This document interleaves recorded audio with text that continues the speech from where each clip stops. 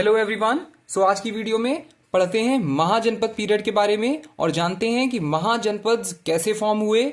महाजनपद में भी मगध महाजनपद इतना बड़ा कैसे होता चला गया और इवेंचुअली मगध एम्पायर, जो मगध एम्पायर बन के सामने आता है, बाकी सारे महाजनपदों को हरा देता है, वो कैसे फॉर्म होता है। आज की वीडियो में सब कुछ अच्छे से जानेंगे। महाजनपद पीरियड, हमें पहले यह जानना है कि महाजनपद पीरियड के पहले क्या आता था। महाजनपद पीरियड जो है वो लेटर वैदिक पीरियड के बाद ट्रांसफॉर्म होता है। लेटर वैदिक पीरियड में जैसा हमने जाना था कि छोटे छोटे ट्राइब्स हुआ करते थे, वही छोटे छोटे ट्राइब्स धीरे धीरे बड़े होते चले गए, उनमें अर्बनाइजेशन की कैपेसिटी आई, उन्होंने अर्बन सेंटर्स बिल्ड करना शुरू कर दिया और वही छोटे छोटे ट्राइब्स बाद में मिलके जनपद बनाते हैं और वही जनपद जब और बड़े होने लगते हैं तो महाजनपद बन जाते हैं। ओके, सो लेटर वैदिक पीरियड से हम मूव कर चुके हैं अब महाजनपद पीरियड पे। महाजनपद पीरियड का टाइम पीरियड क्या है? इसका टाइम पीरियड है 600 बीसी से 325 बीसी। ओके, आगे बढ़ते हैं, जरा पता करते हैं महाजनपद क्या था। What is mahajanapada period? The Mahajanpad period from 600 BC to 325 BC marks a major turning point in ancient Indian history. During this time, small tribal communities evolved into large, well-defined territorial state known as Mahajanpads. महाजनपद शब्द कहां से आता है? महाजनपद शब्द महा यानी great, जनपद यानी टेरिटरी और सेटलमेंट ऑफ अ ट्राइब, इससे आता है। So Mahajanpads were large political units with fixed boundaries, organised administration and growing economic system. ये तो हो गया इंट्रोडक्शन, इसमें कुछ उतना जानने की बात नहीं है।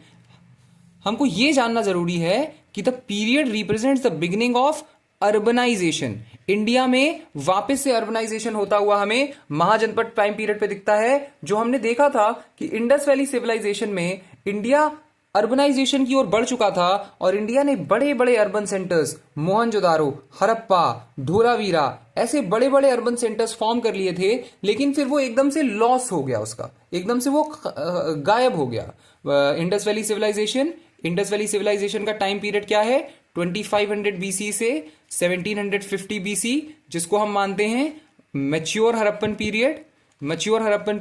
और 1700 बीसी के बाद एकदम से ये अर्बन सेंटर्स गायब हो जाते हैं और हम यहां से मूव कर जाते हैं अर्ली वैदिक पीरियड पे। अर्ली वैदिक पीरियड एक रूरल टाइम हुआ करता था, एक रूरल सिविलाइजेशन है। रूरल लोग यहां पे रह रहे हैं, खेती बाड़ी कर रहे हैं, पेस्टोरल इकोनॉमी है, जानवर पाल रहे हैं, कैटल पाल रहे हैं। अर्ली वैदिक टाइम पीरियड आगे फिर लेटर वैदिक टाइम पीरियड की ओर बढ़ जाता है, जहां पे लोग एग्रीकल्चर तो करना शुरू कर देते हैं, लेकिन अभी भी पेस्टोरल इकोनॉमी भी पेस्टोरलिज्म पे इकोनॉमी काफी हद तक डिपेंड करती है। और लेटर वैदिक पीरियड के बाद हमें वापस से अर्बनाइजेशन लेटर वैदिक पीरियड के बाद हमें वापस से महाजनपद देखने को मिलते हैं और महाजनपद फाइनली इंडिया में फिर से अर्बनाइजेशन लेकर आते हैं। सो इंडस वैली सिविलाइजेशन जो कि 1750 बीसी में खत्म हो गया था, वहां से वापस से अर्बनाइजेशन तक आने के लिए हमें कितना टाइम का वेट करना पड़ेगा? ये 600 बीसी में शुरू होगा, यानी अप्रोक्सीमेटली 1200 साल बाद हमको वापस से अर्बनाइजेशन देखने को मिलेगा। महाजनपद स्ट्रॉन्ग पॉलिटिकल सिस्टम भी हमको शो करते हैं। यहां पे जो राजा है उसकी पावर बहुत ज्यादा बढ़ जाएगी और वो अपने पॉलिटिकल सिस्टम्स को एस्टैब्लिश करेगा। ऑर्गेनाइज्ड टैक्सेशन, क्योंकि इतनी बड़ी पॉपुलेशन हो गई है तो भाई टैक्स कलेक्ट करना पड़ेगा और एडमिनिस्ट्रेशन को उसी टैक्स के पैसों से और इंप्रूव किया जाएगा। एक्सपेंशन होगा ट्रेड और इकोनॉमी का महाजनपद पीरियड में। कितने महाजनपद हुआ करते थे इनिशियली? टोटल 16 महाजनपद हुआ करते थे। 16 mahajanapada, there were 16 major mahajanapada mentioned in Buddhist text Anguttara Nikaya. हमको कहां से पता चलता है 16 महाजनपद के बारे में? हमें पता चलता है बुद्धिस्ट टेक्स्ट जो है अंगुतार निकाय, ये हमको महाजनपद 16 महाजनपद हुआ करते थे उसके बारे में बताता है। और ये सारे के सारे मेनली नॉर्थ इंडिया में लोकेटेड थे। हम इन सारे महाजनपद को एक बार देखेंगे और उनके कैपिटल्स क्या क्या हुआ करते थे उसके बारे में भी जानेंगे। एक बार पढ़ लेना जरूरी है और मैं ये भी बताऊंगा कौन कौन से महाजनपद याद रखना जरूरी है उनके कैपिटल्स के साथ। सबसे पहला है अंग, इसका कैपिटल हुआ चंपा। मगध, इसका कैपिटल हुआ राजगृह। मोस्ट इंपॉर्टेंट, इसको आप भूल नहीं सकते। मगध का इन्हीं शुरुआती कैपिटल क्या है? राजगृह, और बाद में कैपिटल क्या हो जाता है? पाटलिपुत्र।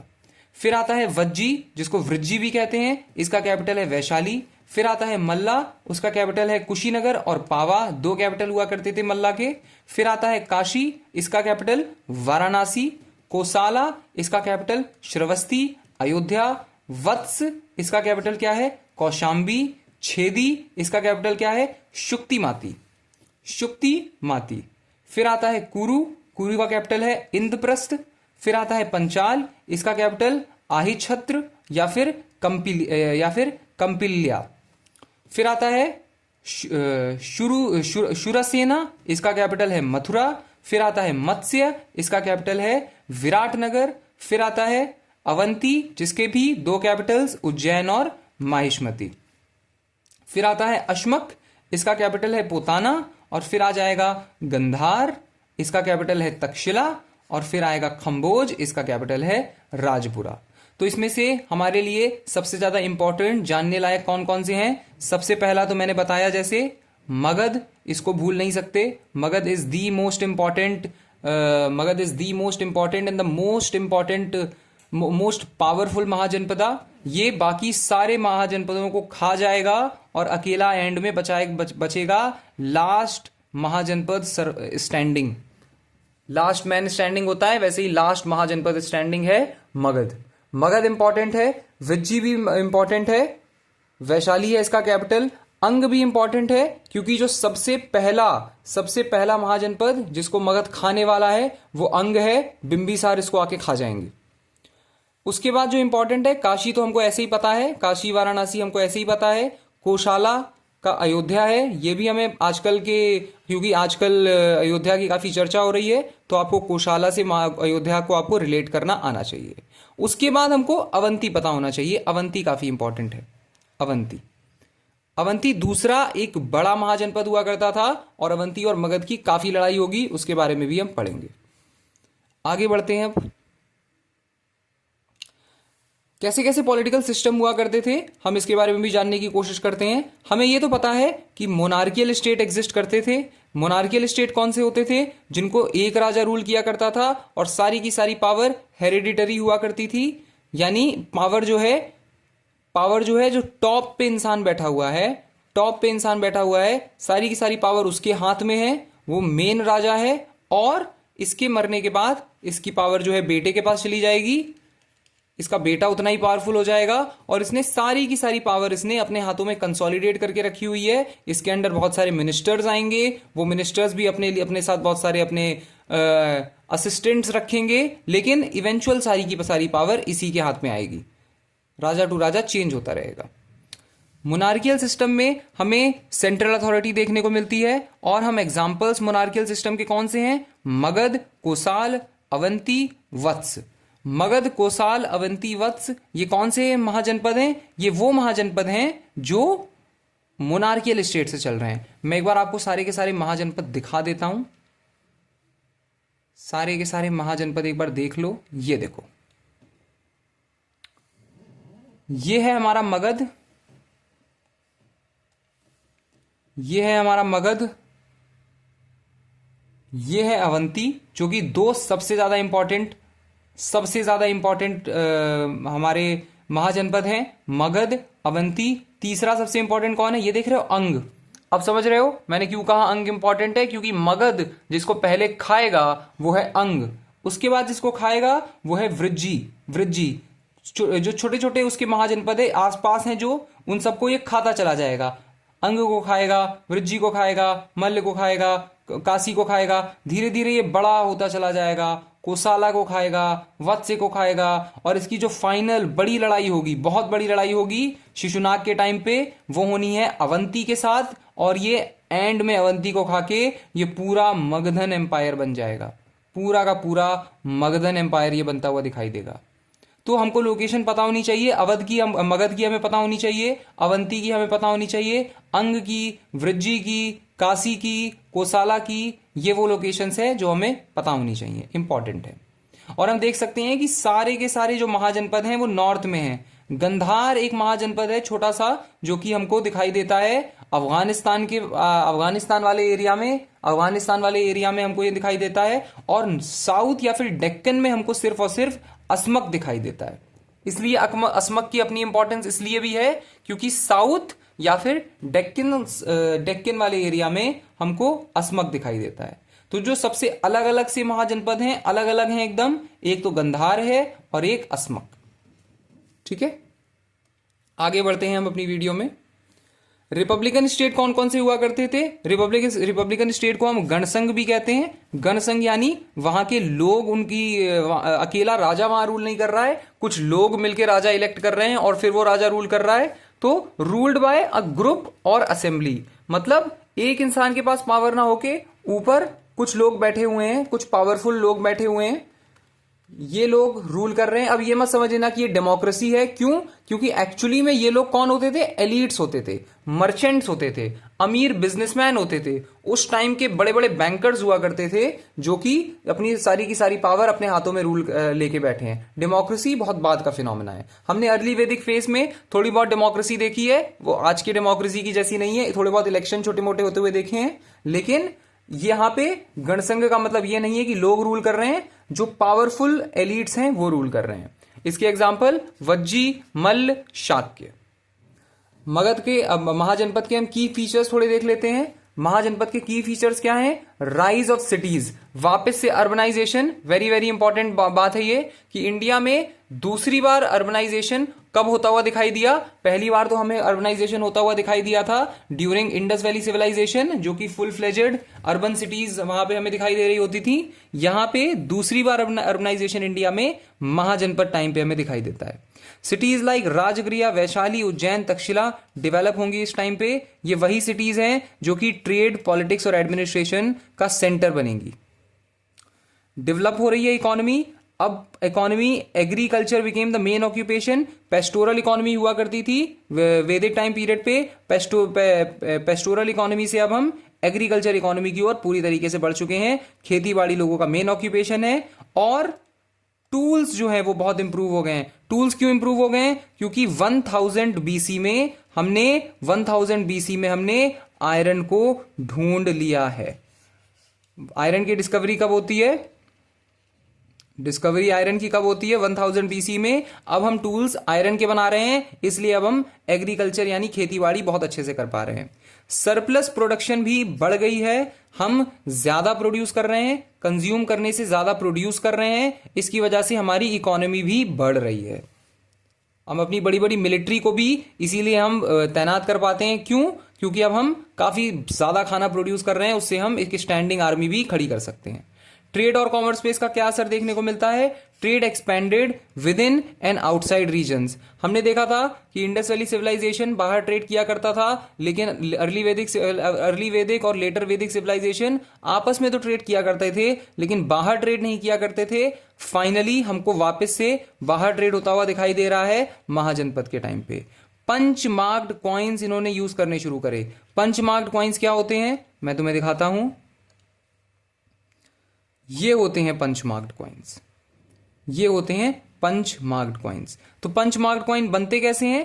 पंच marked coins largely in silver और copper were produced between 7th century BC and 1st century AD by cutting small pieces from metal sheets और melting metal globules। तो मेटल पीस को कट किया जाता था छोटे छोटे पीसेस में, और फिर क्या किया जाता था?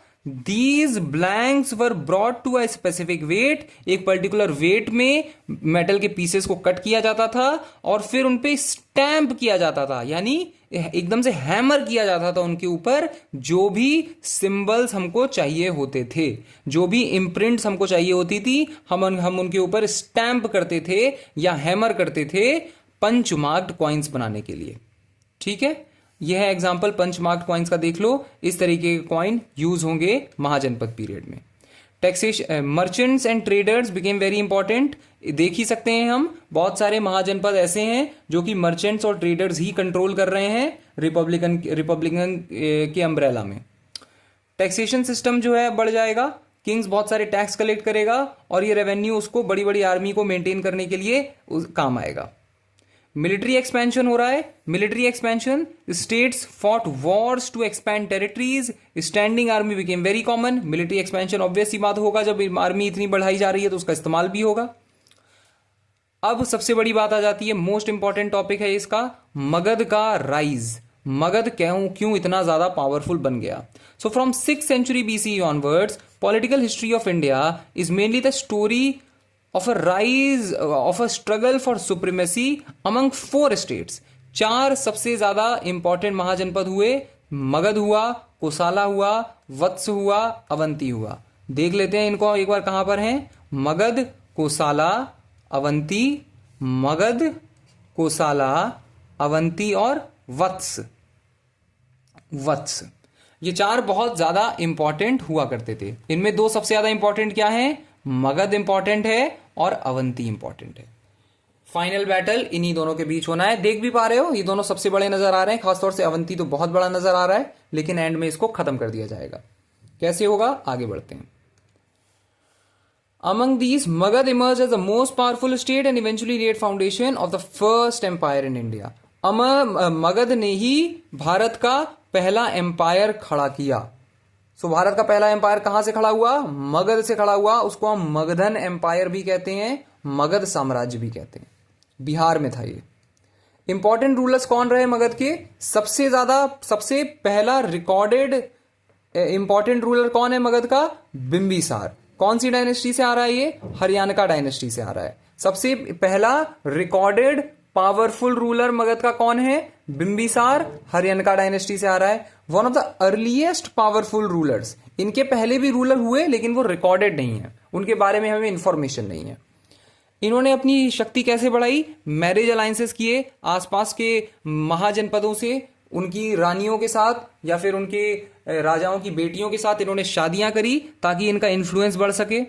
इन्होंने अंग को कॉन्कर किया। अंग कौन सा था, एकदम बगल वाला था। ये देखो मगध है ये, और ये अंग है, ये अंग को खा जाएंगे अपने टाइम पीरियड में। बहुत जगह जगह शादी कर लेंगे और अंग को खा जाएंगे। तो इन्होंने मगध को इतना बड़ा कर दिया, इनके टाइम मगध इतना बड़ा हो गया। एडमिनिस्ट्रेशन को, अपनी पॉलिसीज से इन्होंने एडमिनिस्ट्रेशन को काफी पावरफुल बना दिया। फिर इनके बेटे आ जाते हैं अजातशत्रु, जो कि बेटे हैं बिंबिसार के। ये पावर में कैसे आते हैं, नॉर्मल तरीके से नहीं आते हैं। ये अपने बाप को मार देते हैं, अपने फादर को खत्म कर देते हैं पावर में आने के लिए। इन्होंने बहुत सारी लड़ाइयां लड़ी और वज्जी कॉन्फेडरेसी के अंदर, fought a long war again Vajji confederacy. Vajji के साथ इनकी काफी लड़ाइयां हुई। Introduced new war machine like stone throwing engines, पत्थर को फेंकने वाले बड़ी बड़ी मशीनें इन्होंने बनवाई। मैनुअल मशीनें हाथ से चलाई जाती थी, ऑब्वियस सी बात है, बड़ी आर्मी के लोग मिलकर चलाते थे। और चैरियट्स इन्होंने यूज करने शुरू करे। ऐसे चैरियट्स यूज करते थे अजातशत्रु जिनके आगे ऐसे ब्लेड्स लगी होती थी। ऐसे जो तो जब चैरियट चलता था, मान लो ऐसा कोई बड़ा सा चैरियट है और इसके आगे इन्होंने बड़ी सी एक ब्लेड लगा दी है, तो जब ये चैरियट आगे भागता था और इस पे पहिया लगा है, जब ये चैरियट आगे भागता था, इसको ऐसे डिवाइस किया गया था कि ये ब्लेड्स चलने लगती थी और जो भी इसके सामने आता था वो कट के मर जाता था। He made Magadh extreme military very strong. Magadh को मिलिटरीली बहुत ज्यादा स्ट्रांग बनाने में अजातशत्रु का बहुत बड़ा रोल है।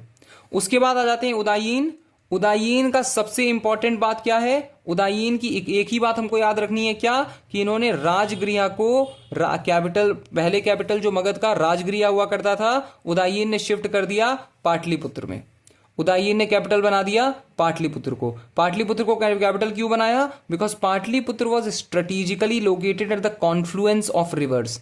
पाटलिपुत्र जो है वो एक स्ट्रेटेजिक लोकेशन है, वो बहुत सारी नदियों के कॉन्फ्लुएंस पे है। कौन सी 2 इंपॉर्टेंट नदियों के कॉन्फ्लुएंस पे है, लाओ मैं दिखा देता हूं कहां है पाटलिपुत्र। ये देखो पाटलिपुत्र, ये हमारा पाटलिपुत्र है। कलर बदल देता हूं मैं, ये हमारा पाटलिपुत्र है। और ये देख पा रहे हो कि सोन नदी यहां से बहती है, गंगा नदी यहां से बहती है, गंडक नदी यहां से आ रही है, सोन, गंगा, गंडक, ये सारी नदी आ रही हैं, घाघरा नदी यहां से आ रही है। तो ये बहुत ज्यादा स्ट्रेटेजिक लोकेशन है। इसको इस तक पहुंच पाना बहुत मुश्किल हो जाएगा। अंग को ऑलरेडी इनके पिताजी कैप्चर कर चुके हैं, वृज्जी को कैप्चर किया जा चुका है, तो इनके लिए बहुत अब आसान हो जाएगा। अगर ये इसको पाटलिपुत्र को अपना कैपिटल बना दे तो पाटलिपुत्र को डिफेंड करना इनके लिए बहुत आसान हो जाता है।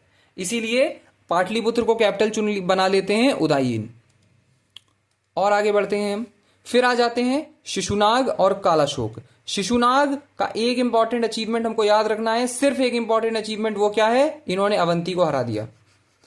जो मेजर राइवल था उसको खत्म कर दिया, अवंती को हरा दिया। कहां था अवंती, देख पा रहे हो, देखो अवंती को ये हरा दे रहे हैं, ये खत्म हो जाएगा, ये भी इनके अंडर आ जाएगा। और ऐसा तो नहीं है कि सिर्फ अवंती को हराएंगे, अगर ये अवंती तक पहुंच पा रहे हैं इसका मतलब ये बीच में जितने भी महाजनपद हैं ये सब इनके अंडर आ चुके हैं, ये सब इनके अंडर आ चुके हैं। और कालाशोक के टाइम पे मगध एम्पायर ऐसा दिख रहा है, ये सब कुछ इनके अंडर आ गया है, ये सब कुछ इनके अंडर आ गया है, ये सारे महाजनपद मगध के अंदर आ चुके हैं और हम द ग्रेट मगध एम्पायर में एंटर कर चुके हैं। ये पूरा का पूरा मगध एम्पायर है। अब अवंती जब इनके अंडर आ जाता है तब इनको रोकने वाला कोई नहीं है। इन्होंने दो नेशन जो उस समय हुआ करते थे, दो राष्ट्र जो उस समय हुआ करते थे, अवंती और मगध, दोनों को मिक्स कर दिया। ये इनकी इकलौती और सबसे बड़ी अचीवमेंट है, जो सारे राजा जो करना चाह रहे थे उसके लिए एक एक स्टेप ले रहे थे, उसको खत्म किसने किया, उस काम को अंजाम तक किसने पहुंचाया, शिशुनाग ने। ठीक है, हम आगे बढ़ते हैं। मगध क्यों इतना सक्सेसफुल हुआ, बाकी महाजनपद क्यों सक्सेसफुल नहीं हो पाए, ये भी जानते हैं। सबसे पहला, मगध की स्ट्रेटेजिक लोकेशन जैसी हमने देखी, Magadh was located in the middle Gangetic plain which is highly fertile and connected. हम देख चुके हैं मगध इतनी सारी नदियों के बीच में आता है। देखो, it had access to important river, Ganga है, सोन है, गंडक है, हमने देखा ही था, तीनों नदियां हैं। तो इतनी इंपॉर्टेंट नदियों का एक तो एक्सेस उसे मिलता है और साथ में हाईली फर्टाइल रीजन है, नदी के किनारे बहुत अच्छी खेती हो पाती है, पानी अच्छा होता है, उसको अलूवियल सॉइल मिल रही होती है, अच्छी सॉइल मिल रही होती है, जिसकी वजह से वो खेती अच्छी कर पाता है। तो ये एक इंपॉर्टेंट कारण है।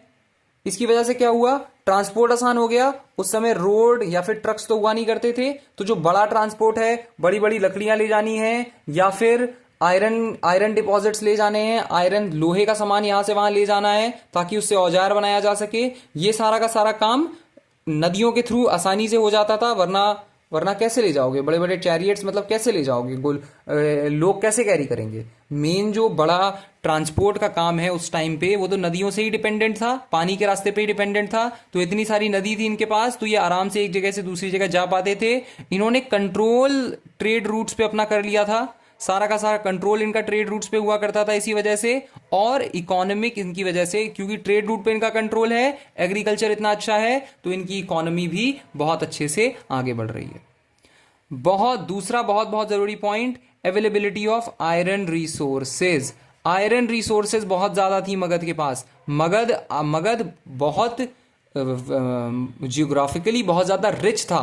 मगध के पास बिहार और झारखंड में जो हमारे पास माइंस हैं, जो खदानें हैं आयरन की, वहां से बड़े बड़े चट्टाने हैं आयरन की, वहां से जो है आयरन निकाल लेते थे ये लोग, आयरन ओर निकाल लेते थे, उससे वेपन बनाया करते थे आर्मी के लिए बड़े बड़े पावरफुल वेपन्स बनाया करते थे। देखा ना हमने देखा अजात शत्रु ने कितने पावरफुल वेपन्स बनाए, ब्लेड वाले वेपन बनाए, आगे ब्लेड लगा दिया, तो वो ब्लेड किसका था, वो आयरन का ही तो ब्लेड होगा। कॉपर का ब्लेड थोड़ी ना काम करेगा, ब्रॉन्ज का ब्लेड थोड़ी ना काम करेगा, पत्थर का ब्लेड थोड़ी लगाएंगे, उसके लिए तो आयरन ही चाहिए ना, इतना रेजिलियंट मेटल आयरन ही होता है। तो इसीलिए आयरन के ब्लेड, आयरन के वेपन्स बहुत काम आए।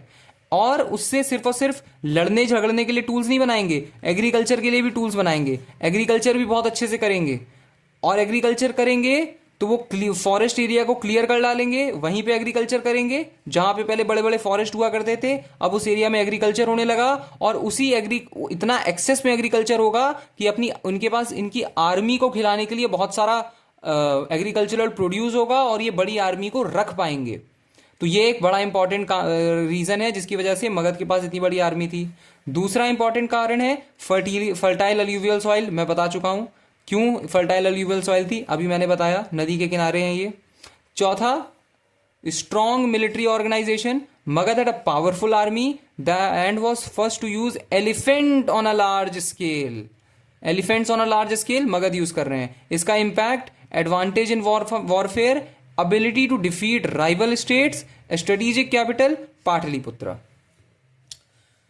इन्होंने अपना स्ट्रेटेजिक कैपिटल पाटलिपुत्र बना लिया है, और जब इन्होंने पाटलिपुत्र को बना लिया है तो उसका इंपैक्ट क्या है? एक तो नेचुरल डिफेंस है एनिमीज के अगेंस्ट, देख ही सकते हो, मैंने दिखाया। यहां से नहीं आ सकता एनिमी, यहां से नहीं आ सकता, यहां से नहीं आ सकता, आराम से कवर कर लिया है इन्होंने पूरी जगह। यहां से नहीं आ सकता, यहां से तो कोई आएगा नहीं, इन्होंने ऑलरेडी ये सब एरिया पहले ही कवर कर लिया था, उदाईन के पहले ही हो गया था ये सब कवर, तो कोई आराम से इनको भेद नहीं पा रहा है, इनके कैपिटल तक पहुंच नहीं पा रहा है। तो इनके राजा को मारेगा कैसे? इनका राजा एकदम प्रोटेक्ट होके बैठा है। Control over trade and transport, उसी नदी का इस्तेमाल ट्रेड और ट्रांसपोर्ट के लिए हो रहा था, जो कि मगध ने कंट्रोल कर लिया था, अपने अंडर ले लिया था। और स्ट्रॉन्ग एडमिनिस्ट्रेटिव सेंटर, बड़े पावरफुल एडमिनिस्ट्रेटिव सेंटर्स को भी ये लोग कंट्रोल कर रहे थे। इनके पास एडमिनिस्ट्रेटिव स्किल बहुत अच्छी थी। एफिशिएंट एंड केपेबल रूलर्स, इनके रूलर्स हम पढ़ के ही आ रहे हैं अभी अभी, कितने केपेबल हुआ करते थे। बिंबिसार जबरदस्त रूलर, डिप्लोमेसी भी और बेहतरीन लड़ाई भी करी है इन्होंने, अंग को अपने अंडर भी लिया है। अजात शत्रु की तो क्या ही बात करें, जबरदस्त मिलिट्री पावर इनकी। और उदायीन ने बहुत अच्छी स्ट्रेटेजिक प्लानिंग करके ये किसी को अपने अंडर नहीं ले पाए, तो इन्होंने अच्छा कैपिटल चुन लिया ताकि आगे मगध को कोई पकड़ ना पाए आराम से। तो एक एक स्टेप करके एक मैट्रिमोनियल अलायंसेस बना रहा है, एक बड़ी बड़ी आर्मी बना रहा है, और एक स्ट्रेटेजिक तरीके से अपने कैपिटल को चेंज कर ले रहा है। इन वजहों से हमको दिखाई देता है कि मगध को पकड़ पाना बहुत मुश्किल हो गया। इसका इंपैक्ट क्या हुआ? कंटिन्यूअस ग्रोथ हुई बिना इंस्टेबिलिटी के। लगातार ऐसे राजा मगध को मिलते रहे जिन्होंने मगध के बेनिफिट के लिए काम किया और मगध के उद्गम के लिए अपने पूरे जीवन को लगा दिया। Political stability, unlike other states, Magadh did not face frequent internal conflict, क्योंकि एडमिनिस्ट्रेशन इनकी इतनी अच्छी थी, हम तब से पढ़ रहे हैं एडमिनिस्ट्रेशन अच्छी का मतलब क्या होता है? राजाओं का अपने लोगों पे कंट्रोल, और जब अपने लोगों पे कंट्रोल होगा तो इंटरनल कॉन्फ्लिक्ट को वो बड़ा होने ही नहीं देगा, वो पहले ही खत्म कर देगा। इंपैक्ट क्या रहा इसका? Long term planning, consistent expansion. Long term planning रही और कंसिस्टेंट एक्सपेंशन रहा। फाइनल कंक्लूजन क्या हमें इससे देखने को मिलता है? फाइनल कंक्लूजन, हम अपनी वीडियो के आखिरी चैप्टर पे आ रहे हैं। फाइनल कंक्लूजन है, the Magadh period was crucial because it marked the rise of large states, the beginning of urban life, the development of organised political system. Magadh हमारे लिए महाजनपद पीरियड क्यों इंपॉर्टेंट है? ये तीन चीजें हमें उसमें देखने को मिलती हैं। इन सारे महाजनपदों में Magadh became the most powerful due to the combination of geography, natural resource, military strength, efficient leadership. चारों चीजों को हमने इन डिटेल अभी पढ़ा है। जियोग्राफी क्यों इंपॉर्टेंट, नेचुरल रिसोर्स मगध के पास कैसे कैसे थे, मिलिट्री स्ट्रेंथ हमने देखा अजात शत्रु के अंडर, और एफिशिएंट लीडरशिप तो हम बिंबिसार के टाइम से ही देखते आ रहे हैं, इनके पास आती रही। इनके जो सक्सेसर भी थे वो भी नंद डायनेस्टी और मौर्यन एम्पायर जैसे थे। मौर्यन एम्पायर क्या है? इंडिया का पहला लार्ज एम्पायर, जो जितना भी इंडिया आज हम जानते हैं उस सबको अपने अंडर ले लेगा। तो ऐसा ही नहीं है कि जब तक इन्होंने अवंती को कैप्चर नहीं किया था तब तक इनके पास लीडरशिप थी, उसके बाद भी नंद डायनेस्टी और मौर्यन डायनेस्टी जैसी जबरदस्त लीडरशिप इनको मिलती गई। तो देवर ब्लेस्ड। अब एक क्विक रिवीजन कर लेते हैं, जल्दी से क्विक रिवीजन कर लेते हैं। अभी तक हमने क्या क्या पढ़ा? 16 महाजनपद हुआ करते थे फ्रॉम 600 BCE। दो टाइप के महाजनपद हुआ करते थे, मोनार्की और रिपब्लिक क्या है? छुपी हुई बात तुम जानते ही हो, किसके हाथ में एक्चुअल पावर है। मेजर पावर कौन कौन से महाजनपद के पास है? मगध, कोसाल, वत्स और अवंती, चारों हमने देख लिया है कहां कहां पर है। फाइनल विनर कौन है? फाइनल विनर है मगध। किसके अंडर फाइनल विनर बन के आ रहा है? शिशुनाग के अंडर। मगध क्यों जीता? फर्टाइल लैंड है, आयरन रिसोर्सेज हैं और स्ट्रॉन्ग आर्मी है। हाथियों का इस्तेमाल करने वाला इकलौता महाजनपद या फिर पहला महाजनपद क्या है? मगध है। पहला इकलौता महाजनपद जो कि हाथियों का बड़े लेवल पे इस्तेमाल कर रहा है वो कौन है? मगध है। स्ट्रेटेजिक कैपिटल को उदायीन ने इतनी अच्छी जगह बना दिया है कि अब कोई उसको पकड़ ही नहीं पा रहा है, उस कैपिटल को भेद ही नहीं पा रहा है। और रूलर्स हमको साफ साफ दिखाई दे रहा है। सबसे मेन कारण यही है कि केपेबल रूलर्स ऐसे आए कि उन्होंने ये सारे रिसोर्सेज का इस्तेमाल किया। ऐसे सारे रिसोर्सेज बाकियों के पास भी रहे होंगे, लेकिन उनके रूलर्स कभी इतने फोकस्ड थे नहीं। उनके रूलर्स की एस्पिरेशंस इतनी हाई नहीं थी। इनके रूलर्स की एस्पिरेशंस भी आई थी, और ये जनरेशन आफ्टर जनरेशन सही स्टेप्स लेते आए। इसीलिए एंड में मगध ही वो महाजनपद बन के निकला जिसने नींव धरी भारत के पहले बड़े एम्पायर की, जो कि आगे बनेगा कौन? मौर्यन एम्पायर। तो आई होप अच्छा सा रिवीजन हो गया महाजनपद का। जो चीजें समझनी थी हमने समझ ली बहुत अच्छे से। इसके बाद अगली वीडियो में हम और इंपॉर्टेंट चीजें पढ़ेंगे। हम इंडियन डायनेस्टीज के बारे में पढ़ेंगे। हरियाणा डायनेस्टी, शिशुनाग डायनेस्टी, नंद डायनेस्टी, इन सब के बारे में पढ़ेंगे। अगर वीडियो अच्छी लगी हो तो कमेंट में मुझे बताना, अगर अच्छी ना लगी हो तो भी बताना, और चैनल सब्सक्राइब कर लेना ताकि तुम्हें और अच्छे से इंडियन हिस्ट्री को और इन डेप्थ पढ़ने का मौका मिले। और एसएससी सीजीएल में तो ये बहुत ज़्यादा इंपॉर्टेंट है।